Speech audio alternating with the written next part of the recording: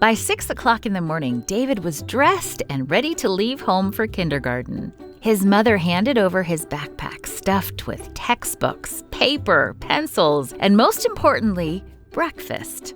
Breakfast was a delicious chunk of bread. Kindergarten started at 7 o'clock. After a few lessons, it was finally time for breakfast. David eagerly pulled the bread from his backpack. He was hungry. As he prepared to eat, a little boy sitting beside him spoke up. "Would you share with me?" he asked. David saw that the boy didn't have any bread. His mother hadn't packed a breakfast for him. David tore off a piece of the bread. "Here you go," he said. As the boy accepted the bread, another boy came over. "Would you share with me too?" he asked. David saw that this boy also didn't have any bread. His mother also hadn't packed him a breakfast. David tore off another piece of bread. "Here you go," he said. Then a third boy came over. David guessed right away what he wanted. He saw that the boy didn't have any breakfast and must be hungry. Sure enough, the boy had a question. "Would you share with me?" he asked. David didn't have much bread left. He wondered what to do. Then he remembered a Bible story. In the story, God's prophet Elijah was hungry, and he went to a poor mother for help. He asked the mother, "Would you please give me some water and a piece of bread?" However, there was a famine in the land, and the mother only had enough flour and oil to bake one last loaf of bread. She had planned to eat the bread with her son, but shared it with Elijah instead.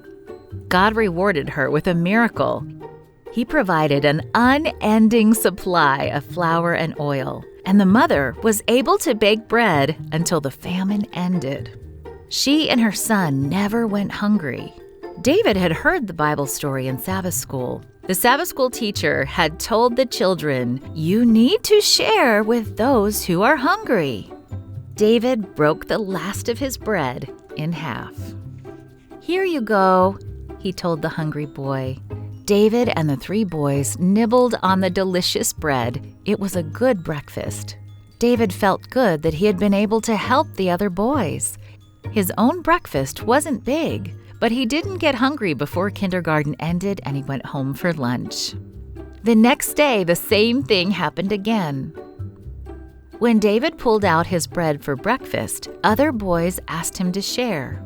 David shared again, and again he felt good. After that, children asked David to share his breakfast every day.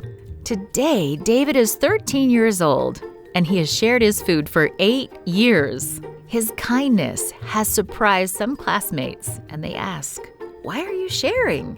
David likes to tell them the story of how Jesus shared food with a crowd of thousands of people.